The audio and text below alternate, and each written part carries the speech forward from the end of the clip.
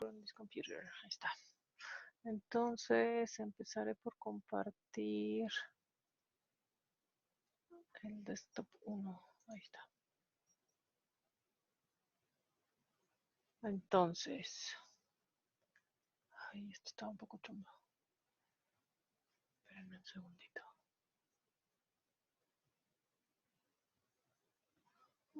Stop the share.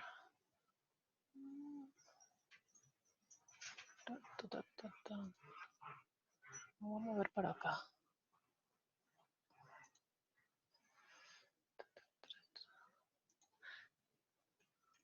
Es que quisiera mover la pantallita. Bueno, está bien. Voy a mover esta para acá. Mixto. Y ya desde aquí vamos a hacer el share.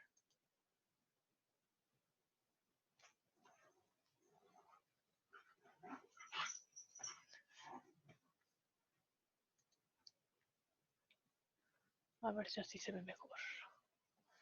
Se ve igual, pero bueno. Entonces, la clase pasada nos quedamos, si no tienen alguna pregunta antes de empezar la clase, algo que les haya quedado duda de la clase pasada o algo.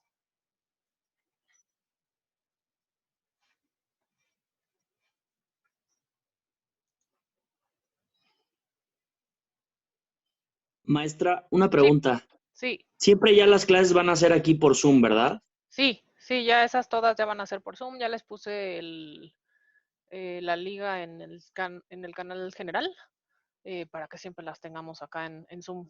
Bueno, no sé, o sea, a menos que alguien no se haya acomodado así, nadita, con Zoom, que según yo pues, está como sencillo, a menos que alguien no se sienta muy cómodo en Zoom, preferiría que nos quedáramos en Zoom. Ok, bien. Bueno, entonces, la clase pasada nos quedamos ya ahora sí calculando las métricas de desempeño de nuestro pequeño modelito de ejemplo de predicción de si vas a sobrevivir o no al accidente del Titanic o algún otro accidente que se parezca al Titanic. Y nos quedamos en ver cómo se calculaba la parte de ROC y AUC, que eso sí lo acabamos de ver. Que les enseñé tantitito un poco a utilizar Matplotlib para poder hacer esta gráfica de su curva ROC. Calculamos el AUC para saber de esta área bajo, más bien, de este ROC, cuánta área bajo la curva tiene, que estaba como en 0.83, sí, estaba en 0.83. Y luego empezamos a leer la matriz de confusión, en donde les dije, de acuerdo a la documentación que existe en scikit-learn de cómo se hacen las matrices de confusión, este primer elemento de la diagonal corresponde a los que son true negatives. En el siguiente elemento de la diagonal, los true positives. Luego a la derecha, en el primer renglón, están los false positives. Y a la izquierda, ya en el segundo renglón, estarían los false negatives, ¿no? Entonces luego dijimos que pues este era un corte que el algoritmo decidía que ese era su mejor corte, sin embargo no sabíamos en qué nivel de threshold lo estaba cortando, y ahorita hoy espero que terminamos de hablar de qué son esos thresholds para que podamos ya concretar bien esa idea. Y luego vimos estas cosas de, bueno, ¿cuántos FNs tenemos? Pues tenemos 31, eso significaba que nosotros estamos diciendo que no sobrevivió cuando sí sobrevivió, 31 veces nos equivocamos, y en 17 veces nos equivocamos en decir que sí sobrevivió cuando no sobrevivió. Entonces ahí más bien dependerá de qué queremos hacer de nuevo en su contexto de problema, si eso está bien o no está bien, pero de nuevo nada más tómenlo con la precaución de que las matrices de confusión están seleccionadas por el modelo y no significa que sea el punto de corte que se requiere para negocio.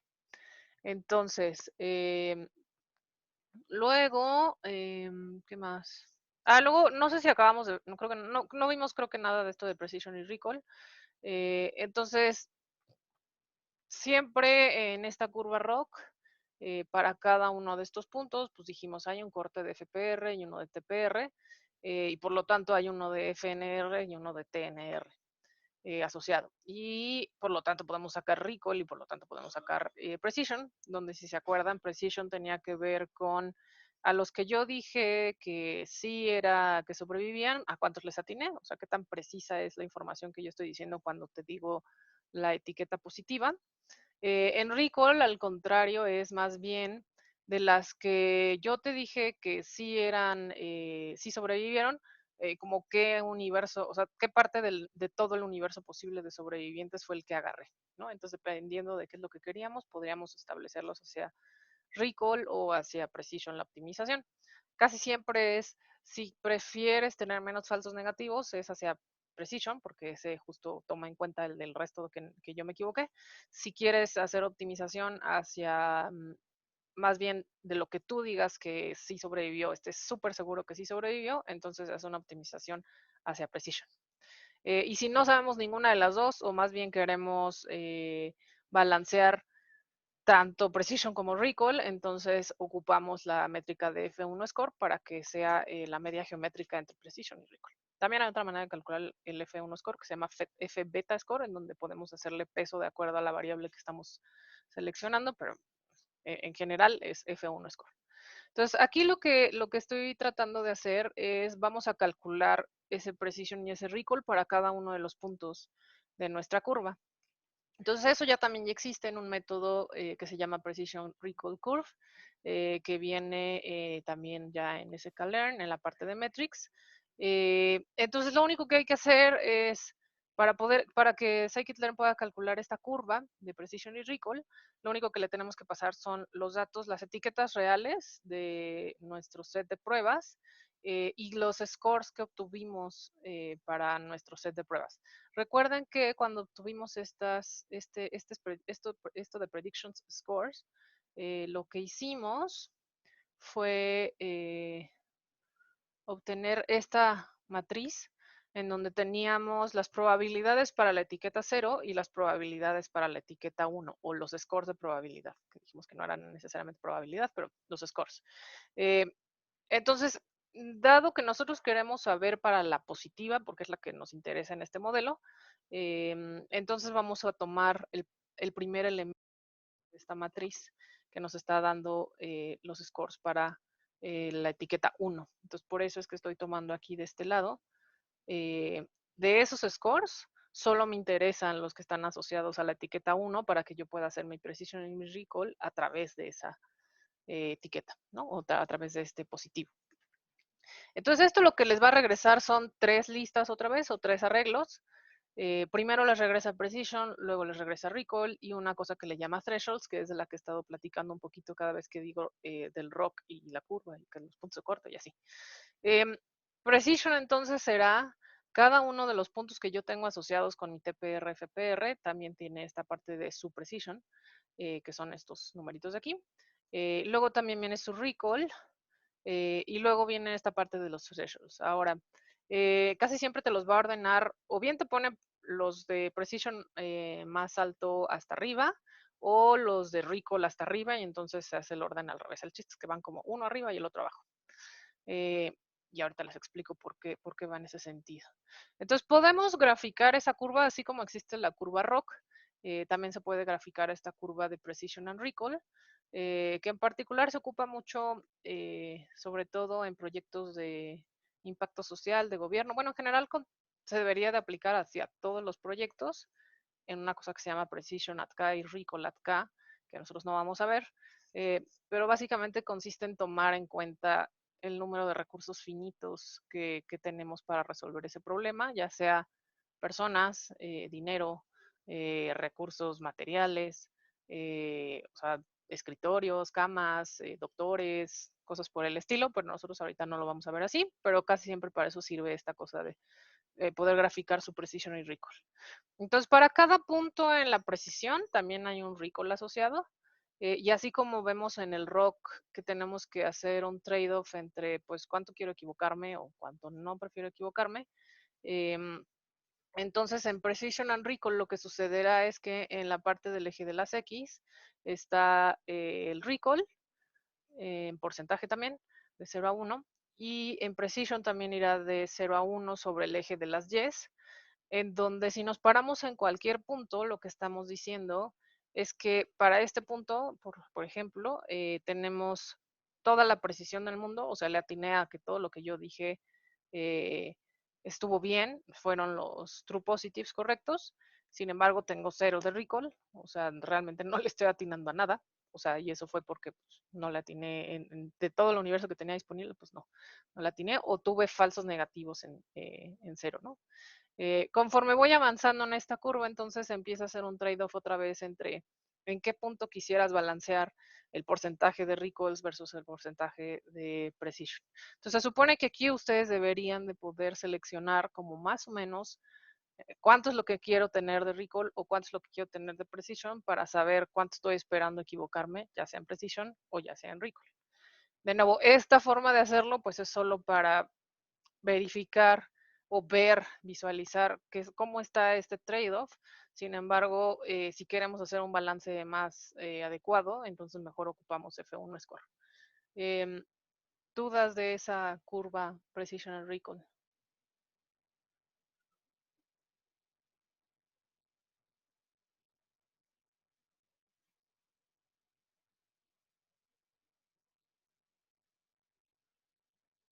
Ok, entonces, em, el óptimo se escoge dependiendo de cuánto quisieras que hubiera precisión o cuánto del universo posible quisieras agarrar con tu modelo. Y entonces, dado ese trade-off, es decir, si por ejemplo quisiéramos agarrar 60% de todo lo posible, de todo el posible sobreviviente del Titanic, entonces nos iríamos a un recall de 0.6.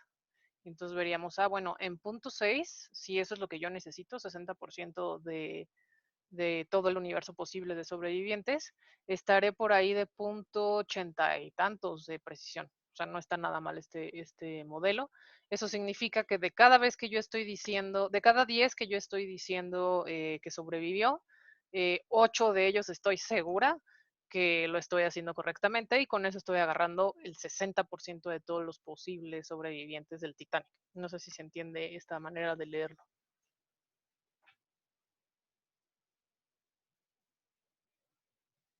Perfecto, de hecho creo que eso estuvo mejor así explicado.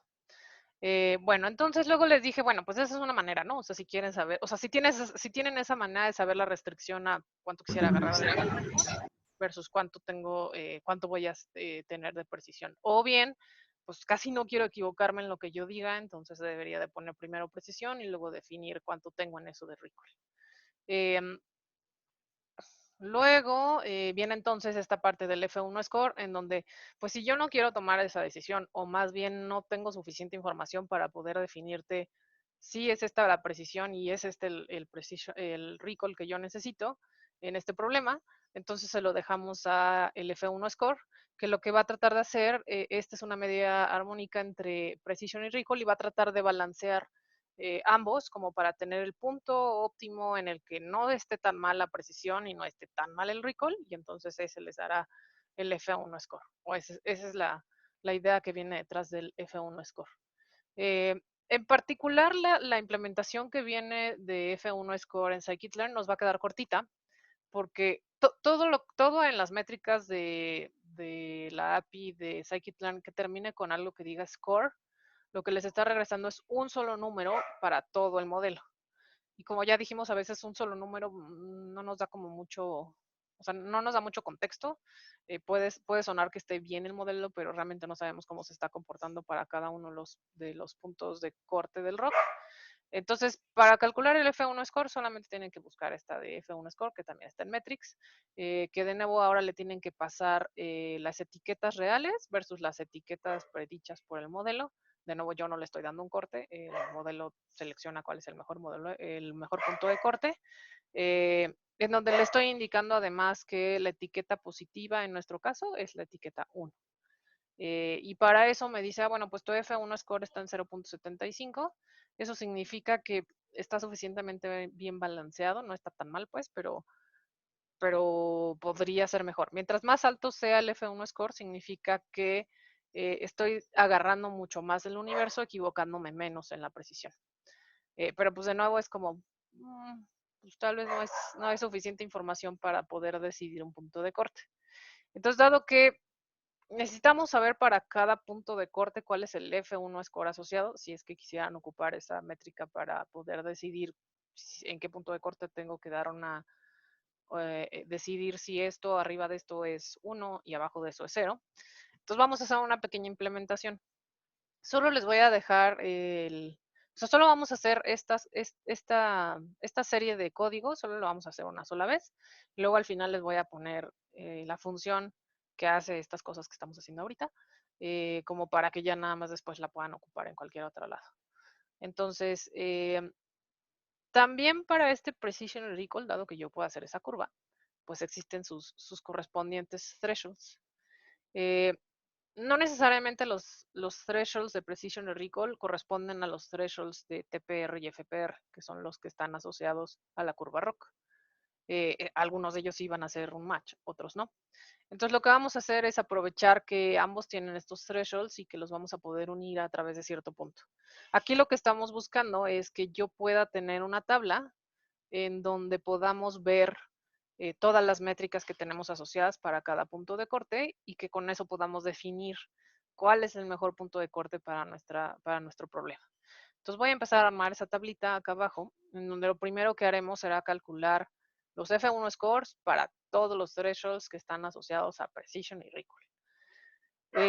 Entonces, para eso, en la documentación de esta cosa del Precision Recall Curve, eh, ahí viene mencionado que para que se pueda hacer esta gráfica, los thresholds están en diferentes tamaños de arreglos a lo que te devuelve Precision y a lo que te devuelve Recall.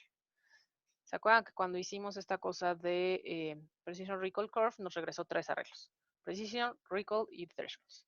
Este en particular no mide lo mismo que estos dos.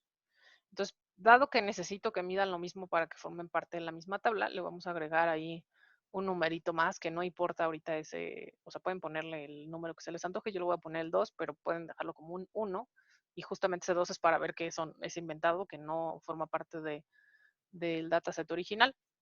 Entonces solo le voy a agregar al final a este threshold un numerito que es un 2. De hecho, no hace falta este punto porque ya estamos en Python 3, pero bueno. Para que tengamos el mismo tamaño, es lo único que estoy haciendo aquí. Luego voy a hacer un data frame con estos datos para poderle poner el threshold, que es el asociado a la precisión y el recall, la precisión que viene de este arreglo de precision, que viene acá arriba, precision, recall y thresholds. Entonces lo voy a agregar lo voy a generar en un data frame, para eso tengo que pasarlo como una serie.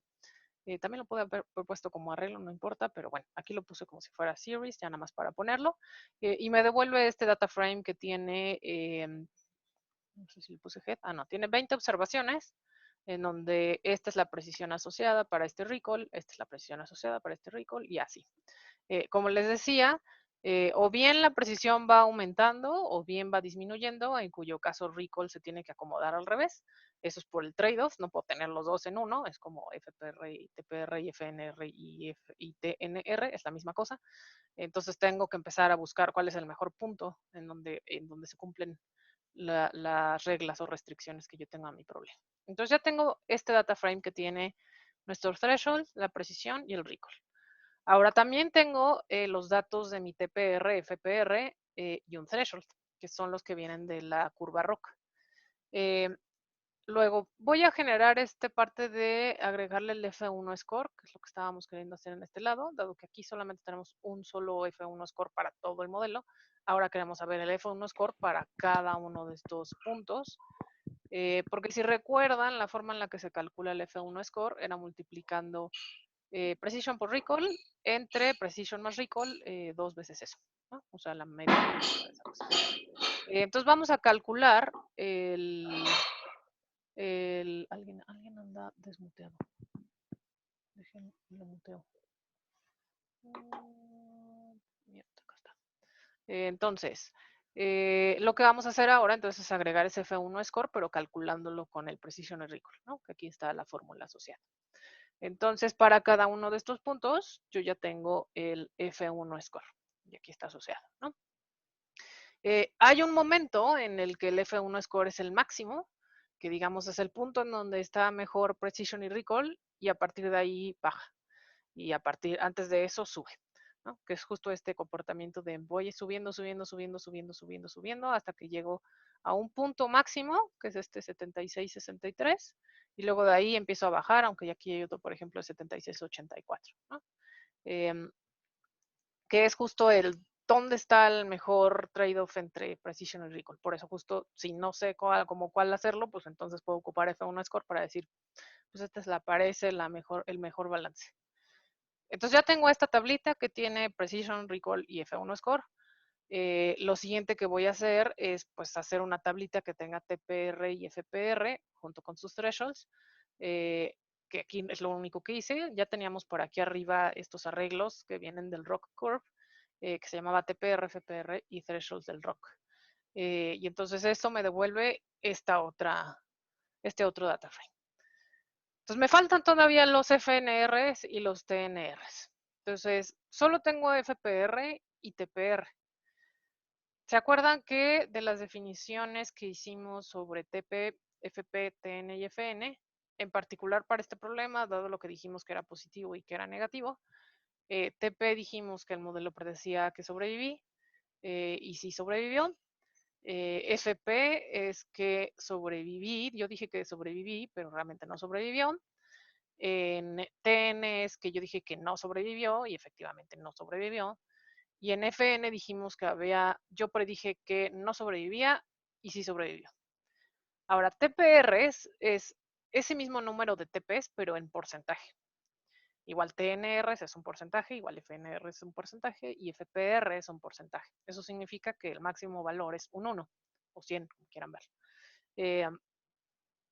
Entonces, ¿cómo podríamos obtener TNRs y FNRs a partir de TPRs y FPRs? ¿Quién debería ser el complemento de un FNR, por ejemplo? Donde FNR dijimos yo dije 0 y realmente era 1.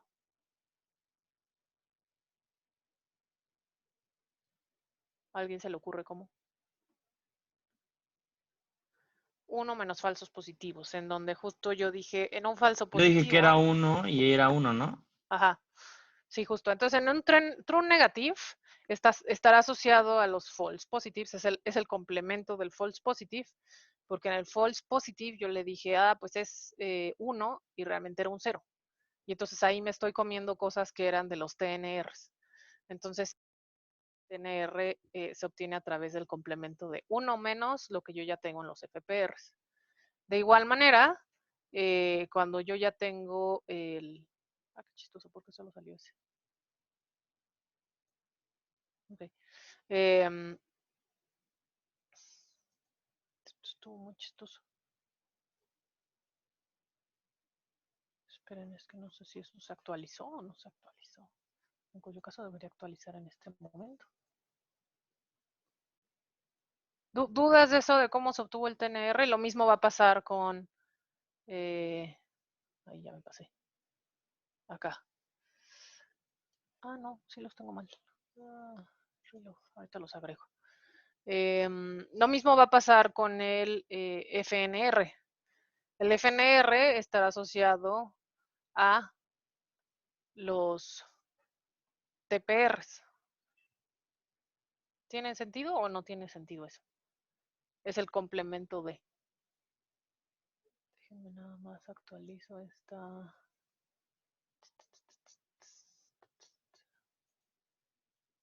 A ver. Según yo eso viene acá.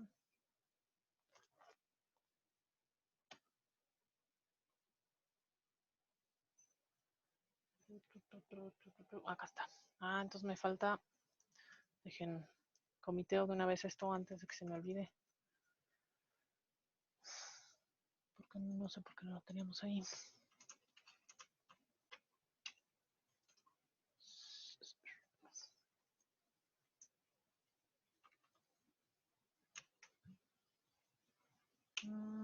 Minería de status.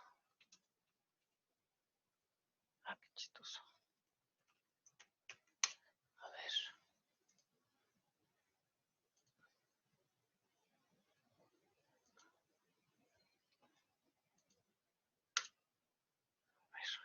Status. Ya voy.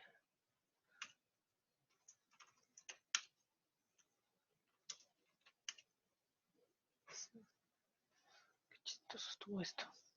Bueno, si no me voy a pasar a este lado y aquí seguimos platicando. Pero entonces, los false negative rates tendrán que ver con el complemento de los TPRs, es decir, pues yo ya sé cuántos le atiné de los que eran unos y para saber los que se me fueron, pues tendría que, o sea, para poder obtener los que están en el FNR, pues debería ser uno menos los que yo no dije en mis TPR, que es el resto, lo que se me fue. Y para el FNR, que no sé por qué le puse ahí TPR, este debería ser TNR, es uno menos el falso positivo, ¿no? Que justo ahí lo que, no me agrego eso antes que me esté dando mucha cosa, ahí está. Entonces, para los true negatives, debería de ir asociado hacia, de los que yo dije que eran falsos positivos, el complemento de eso, porque les dije uno y eran ceros, eso lo tendría que estar agregando hacia los TNRs. Y entonces es así como podríamos, ahora sí ya tengo aquí el cambio, git commit, FNRs, push.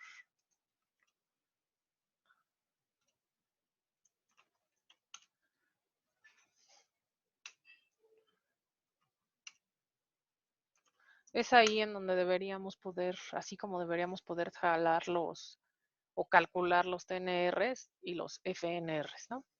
Entonces, aquí ahora sí ya está el cambio, debería de estar.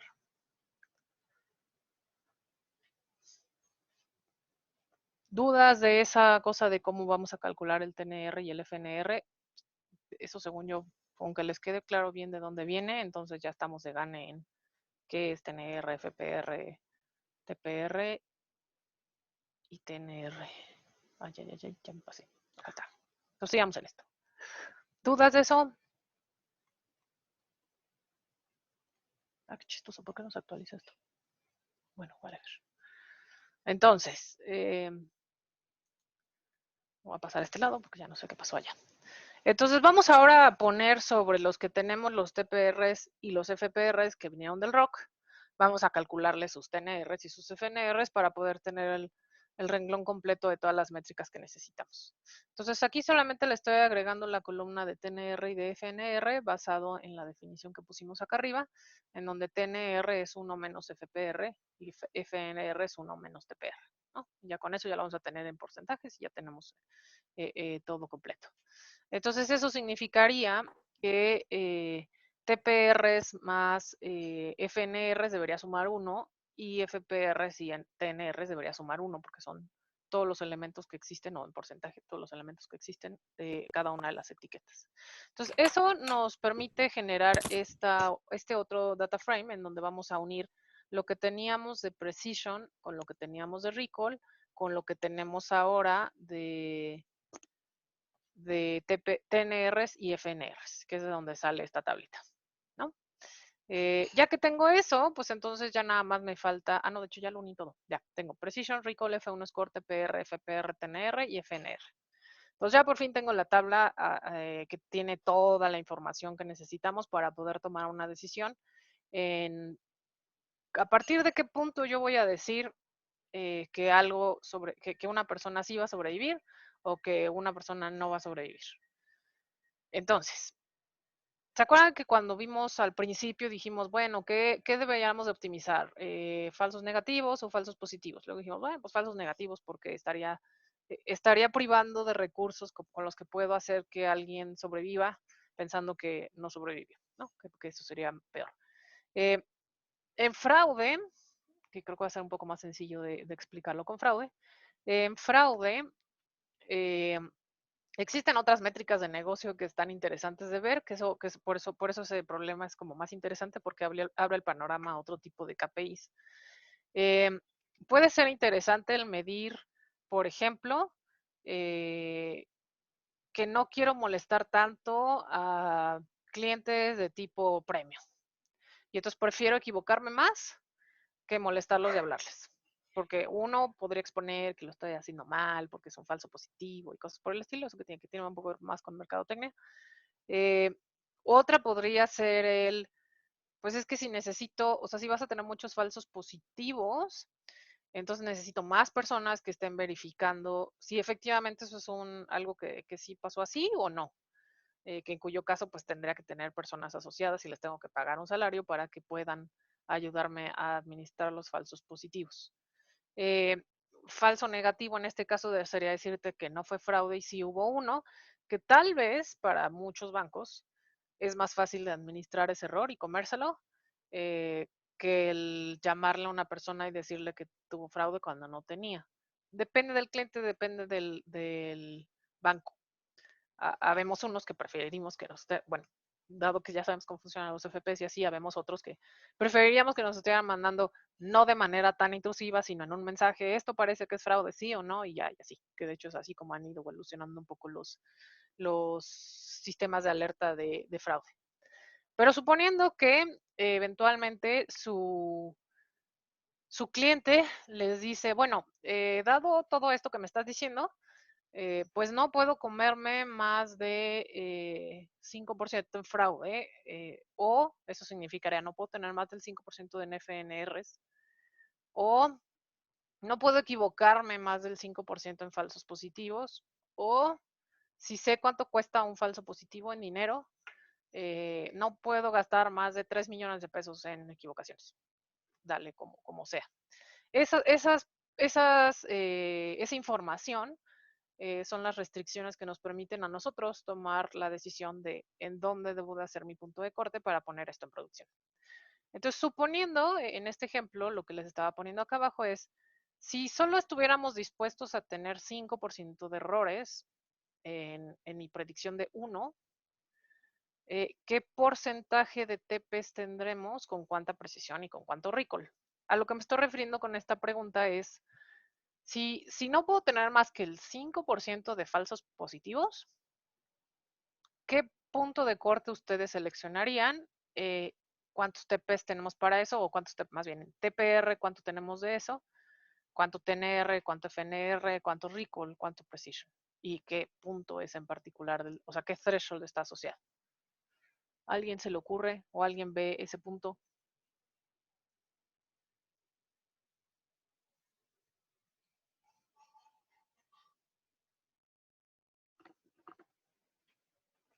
Al threshold 0.8,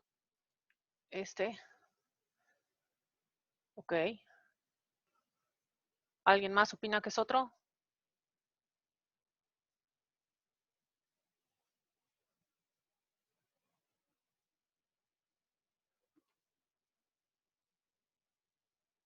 No, ninguno. Bueno, entonces,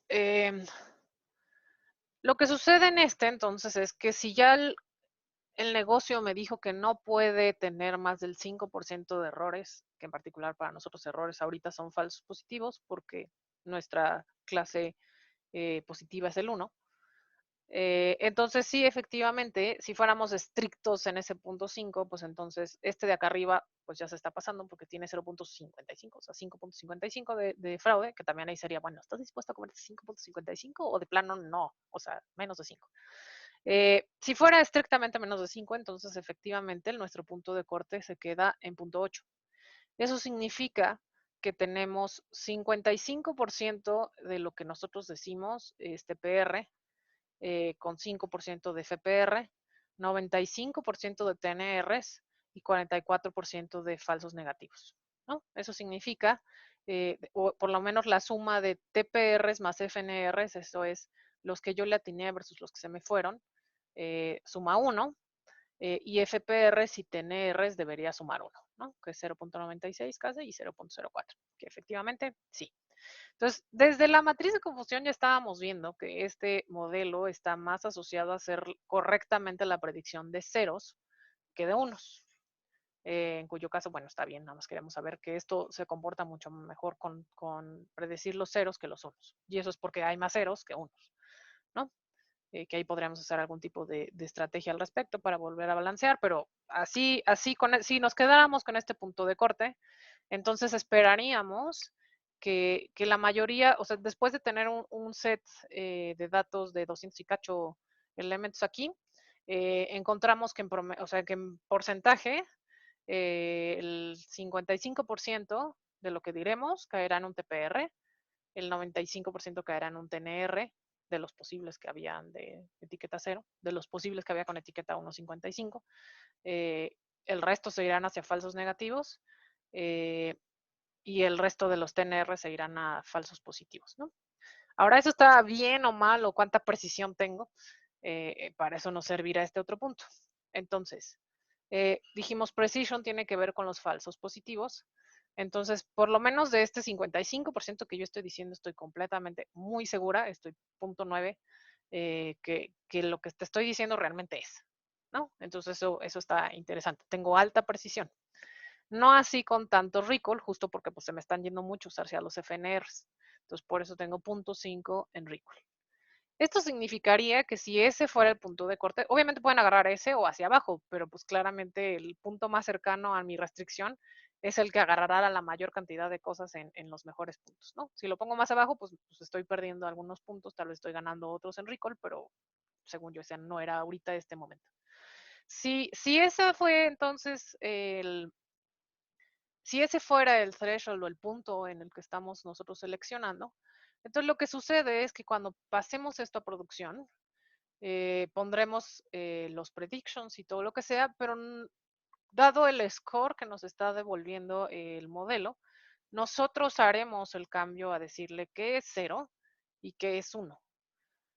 Eso significa que cualquier cosa que tenga un score mayor o igual a 0.8 en su predict score, nosotros lo tomaremos como etiqueta 1, porque estamos seguros o casi seguros, o 0.89, con 0.89 de precisión, que lo que diremos 1 será 1.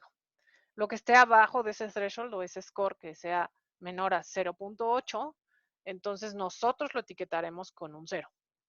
Entonces, la salida de esto es volver a regresar una etiqueta, porque pues, a las personas, hay algunos que sí les interesa tener solo el score y ellos hacen bolas con ese score. Pero para nosotros casi siempre es, bueno, este score se corta en 0.8 y entonces, por lo tanto, si yo tengo un score mayor a 0.8, te voy a devolver un 1 y si tengo menor a eso, te voy a devolver un 0. Eso es lo único que estamos haciendo aquí con estos puntos de corte y estos thresholds, es para volver a regresar etiquetas que te puedan decir esto es fraude, esto no es fraude, esto es fraude, esto no es fraude. Y si quieren además que le pongan el score, también le ponen el score de, bueno, aquí está el score asociado, ¿no? Donde todo lo que salga con 1, pues debería tener un score asociado a 0.8 o mayor. Y todo lo que salga como 0, pues tendrá que tener algo con 0.8 o menor. ¿Dudas de ese threshold y cómo se aplica? ¿Y qué significa ese threshold?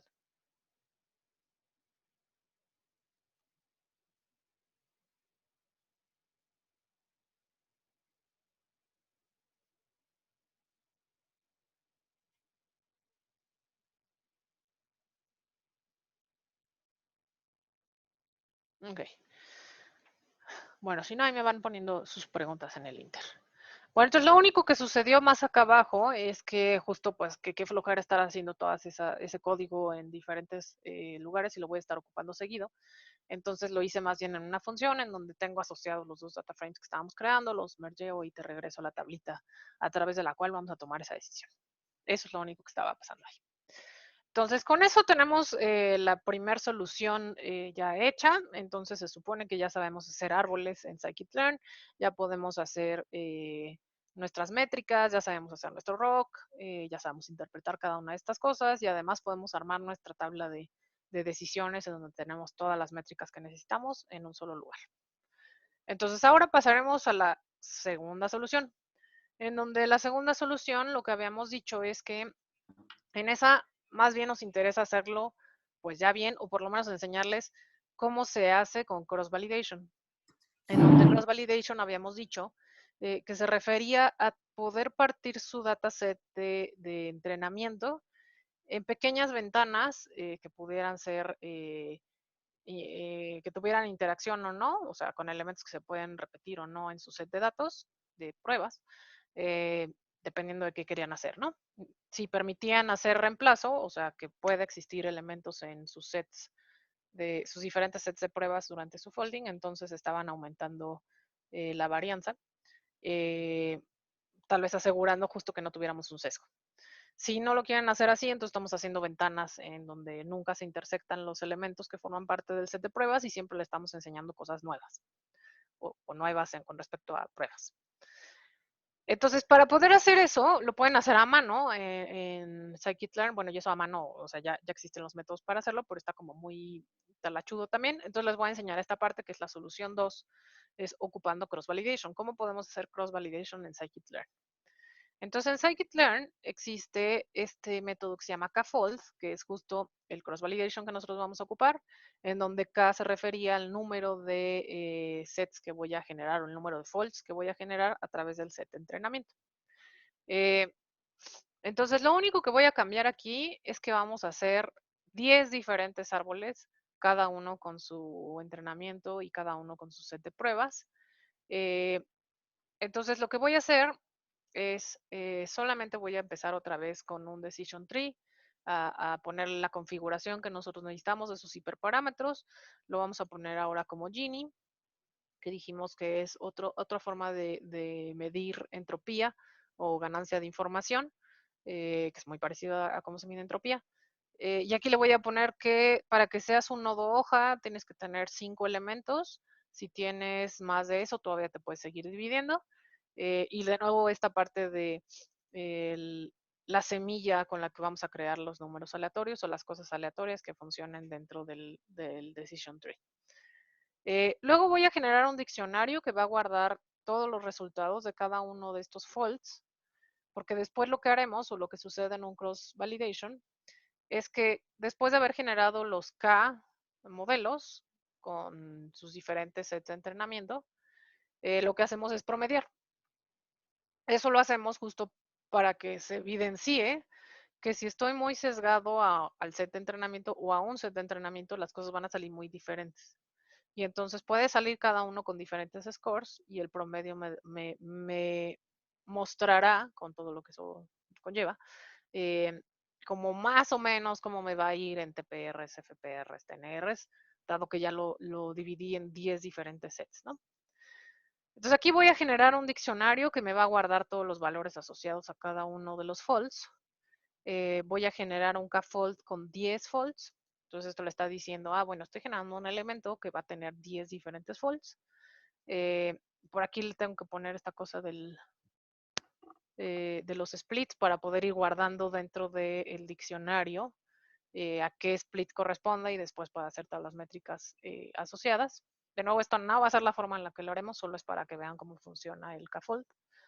Y entonces, lo que haré entonces es que de este objeto que se llama kfold, ya existe también un método que permite hacer el split, o es la forma en la que él va a empezar a separar los 10 datasets del set de entrenamiento para poder generar 10 pequeños sets de entrenamiento, pruebas, entrenamiento, pruebas, entrenamiento, pruebas, en donde ahorita por default no se tocan porque no le pusimos que así fuera el split, ¿no? Entonces aquí lo que le estoy diciendo es que de mi set de entrenamiento completo con las etiquetas de entrenamiento completas, que él haga estos 10 splits, que es esta función de aquí, split.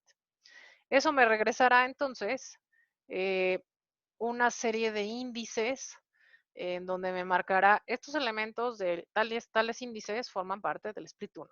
Estos del 2, estos del 3, estos del 4, así para cada uno, tanto en sus X como en sus Y, ¿no? Entonces, por eso le puse train index y test index. Luego entonces, ya que tenemos este árbol configurado con los hiperparámetros que nosotros queremos ocupar, ya le voy a poner un punto fit. Recuerdan que ese punto fit lo que permitía era hacer un entrenamiento del árbol dado estos hiperparámetros, voy a entrenar ese árbol. Ahora, ¿con qué voy a entrenar ese árbol? Pues con cada uno de estos mini sets que se generaron a través de cada fold. Entonces, para eso voy a ocupar la función de eloc, que no me acuerdo si la vimos o no, pero es poder seleccionar a través del índice elementos dentro de un arreglo. Entonces justo le voy a decir a Xtrain, como es un series, le voy a decir ELOC de estos índices. Esto lo que le estoy diciendo es, a todo el set de entrenamiento, quiero que solo me devuelvas aquellos que están en estos índices que él ya extrajo, ¿no? Que es el Train Index y el Test Index. Y todas sus columnas, que son estos dos puntos. Entonces solo tráeme estos renglones que están en estos índices y tráeme todas las columnas asociadas.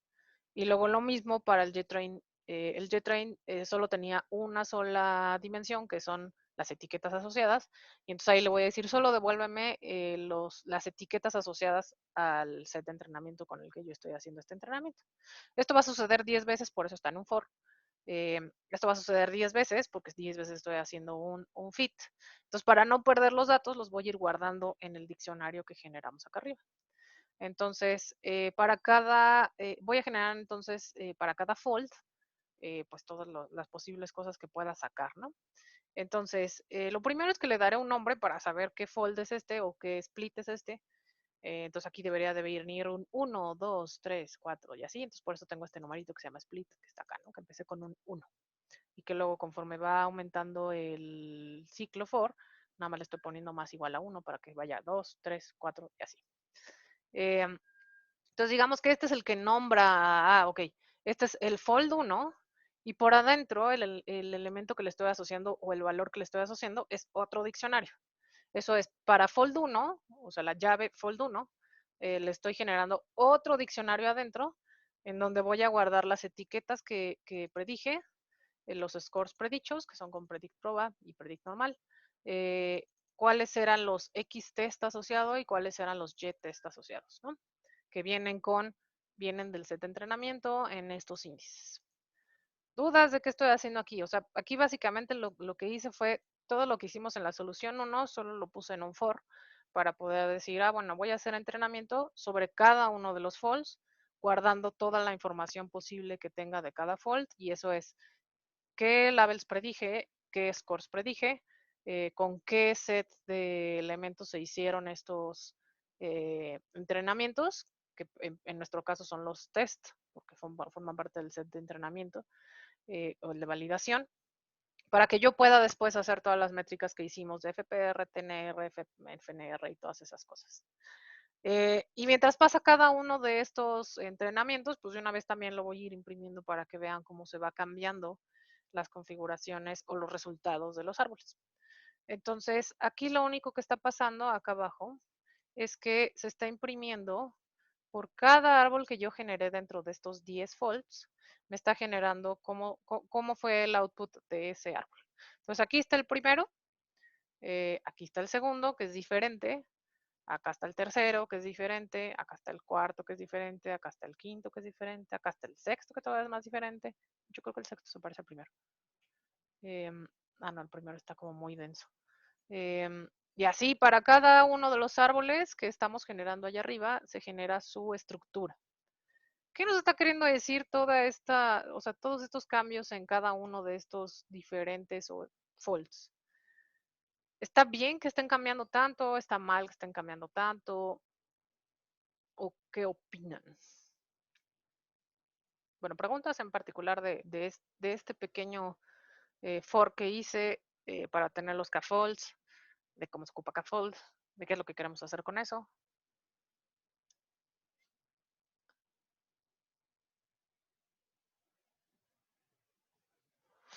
Uno esperaría que sí, y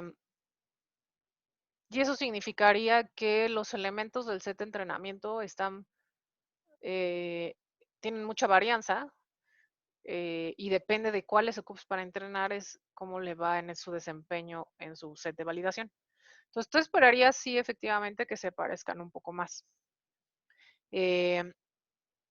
Si no, que es como está pasando aquí, aunque realmente no hay ninguno así que esté súper, o sea, súper diferente en el sentido de que solo tiene 2 niveles y ya, o hay uno que tiene 10 niveles. Más o menos todos tienen más o menos la misma profundidad, hay unos que tienen mucho más nodos, hay otros que no. Y eso será un problema, ¿sí? Porque pues entonces claramente nos está diciendo que depende del set de entrenamiento que también te vaya en el de pruebas. Entonces, por lo menos tener estos 10 diferentes y promediar con todos eso nos debería de ayudar justo a tratar de normalizar todas estas cosas que pueden suceder a través del set de entrenamiento. Entonces ahí justo como que quisiera tratar de normalizar toda la información que existe y no solamente depender de un solo set de entrenamiento, un solo set de pruebas, ¿no? Entonces aquí tengo un poco más de... Sí, entonces sí, Nicolás, sí te genera 10 árboles distintos, sí. Aunque tienen los mismos hiperparámetros, te genera 10 diferentes porque está entrenando con 10 sets de datos diferentes y probando con 10 sets de datos diferentes. Pablo sí es un poco mejor, justo por eso, porque tengo 10 y por lo menos puedo promediar todas las diferencias que están, que estoy